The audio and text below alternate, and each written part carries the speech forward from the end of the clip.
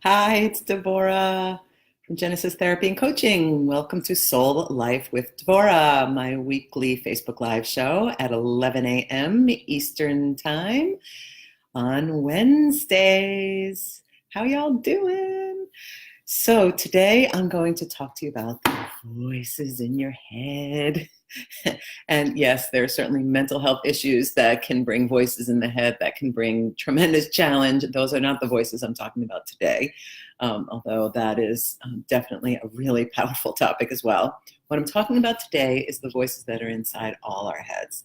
This is not anything that I would call psychopathology. This is not anything that I would call unique, different, or even anything that anybody is absent of.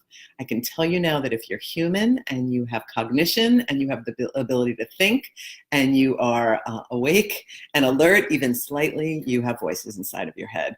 And what I'm talking about here are these messages, these sort of your inner coach. And what I want to know is she or he a kind voice? Is there a voice that's scolding you? Is there a voice that's judging? Is there a voice that's limiting? So we're going to talk today and kind of dig down into what is the voice, who is the voice, what is he, she, they saying, and how are those voices coming through?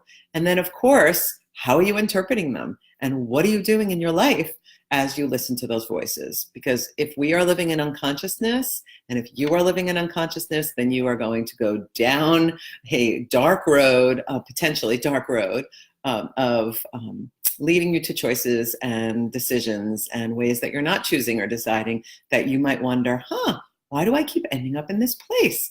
So that's going to be the clue. One of the things that I'm going to talk about is, what can you do to change these voices? But the clue that there are voices that are leading you down a road where you don't want to go is when you ask yourself, why is this repeating again? How am I in this relationship again? How is it that I have this same limitation? And I want to begin with a really, really powerful story. This is not a story that happened to me or anyone I know, but in my hypnotherapy training about 20 years ago, one of the therapists who was in that training told this story about one of her clients, that she was in a professional training or a group where there were about 15 or 20 people, and they were doing an exercise that they had to get together in groups of 3 and go off and do this exercise. And then they were going to come back in the larger group and share what they had learned. And so they went off, for a half an hour, 45 minutes. Each person got to take a turn, doing the exercise, sharing what they wanted to share, and the other 2 people were supporting them. And then they came back to the larger group and they were reporting how that went. And there was one woman who came back to the group, and she was all, and she was mad, and she was holding her body all tight. And the facilitator of the group said to her, what's wrong? Just stopped the whole process. What happened? And she said, I can't believe that I never got a turn. The other people in my group got a turn, and they got to do what they needed, and they got to share and process what they needed and got support from the other people. And I never even got to take a turn.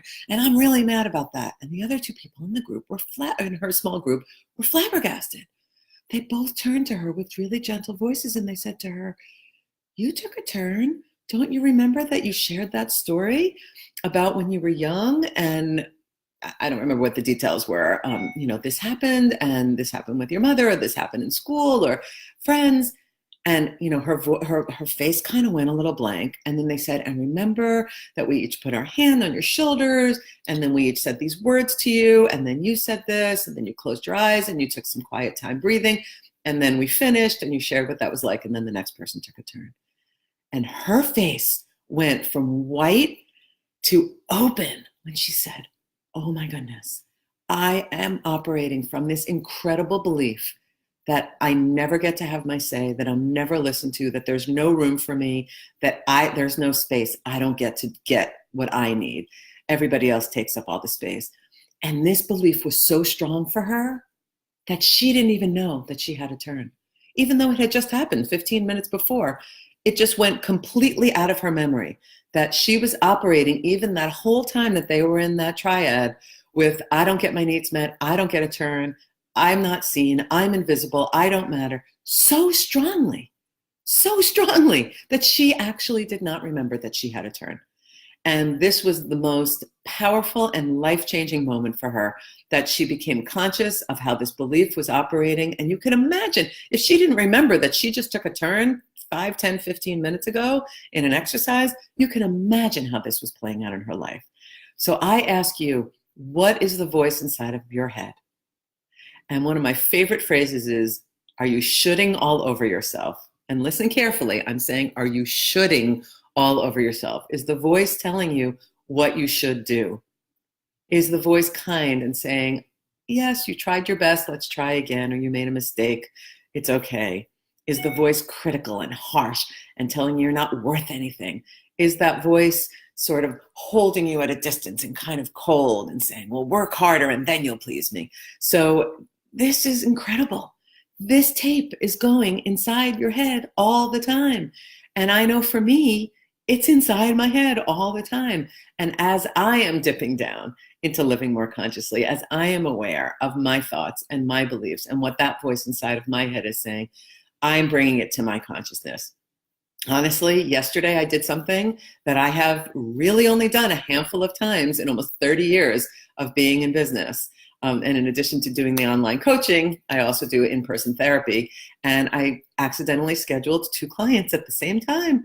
And they both showed up. It was my error. I hadn't changed one of them. We had switched the time and I hadn't changed it in my calendar. And, I noticed, although I felt incredibly badly that I had done that, and one person stepped aside, said, I'll reschedule, and one person stayed, that wasn't really fair. The other person had also scheduled. And I watched the voice inside of my head speaking much more gently and much more compassionately to myself than it had the last time I did that, a year or 2 ago, whenever that was. And it happens, hundreds and hundreds of appointments and scheduling back and forth and changing and rescheduling. And, it happens. I'm human. I make mistakes. And so does everybody else. So that voice inside of my head was gentle and compassionate. And, I reached out to this person and apologized and said, let's reschedule. Let's find a time that works for both of us. It was my error. You are completely right. That we had changed the time and I hadn't changed it in my calendar. So it allowed me to kind of bounce back from that error. And I ask you, where are you struggling? Where is the voice inside of your head being mean or being judgmental? Where's the voice inside of your head being compassionate and being kind? So take a moment to be quiet inside of yourself. And if you want to close your eyes, close your eyes. If you want to just let your gaze soften, think of the last time that you made a mistake, or you were disappointed in yourself or someone else, or you were guilty, or you didn't reach a goal, that there was something that didn't quite reach the mark as you would have liked. My example being yesterday, when I scheduled 2 people accidentally at the same time. So see what comes to you. It might have been when you got frustrated with somebody, a child, a partner, a friend, a colleague. And see if you could remember what that inner voice was saying to you after you had a moment of quiet, either perhaps while it was happening, but usually when we're flooded with that experience, it's afterwards. And see, what was that voice like inside of your head? I really noticed that I had a more compassionate voice yesterday. But I can tell you that there have been times in the past, and sometimes the more recent past, that this is a journey for me too. I'm working on it as well. That voice was really not kind, and it didn't allow me to free up.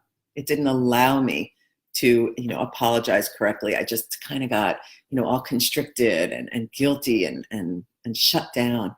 So it doesn't leave you in the best place to correct it or to take care of yourself or to set an intention for next time. So the key here to answer the question that I know you have is, okay, great. I just became aware of what that voice is inside of my head. And it's different, of course, at different times. We're just taking one example here where you can recover back.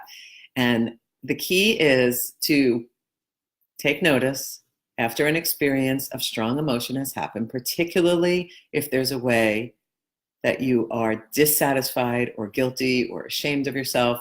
That voice is going to come really strongly. And those are the times that we need the most compassion for ourselves, right? Is when we're already struggling, when we already feel like we didn't do something well. So if that voice is not kind and isn't helpful, I invite you to drop down into your body and notice where that voice lives and see how that physically feels to you. Because I noticed yesterday, because of course when I was noticing that voice, I was sitting with the client who had stayed for the session. So I had to, sit with her and be present to her. And it was really amazing that because I had a compassionate voice inside of myself, I was able to be really present and I wasn't churning with that cycle over and over again.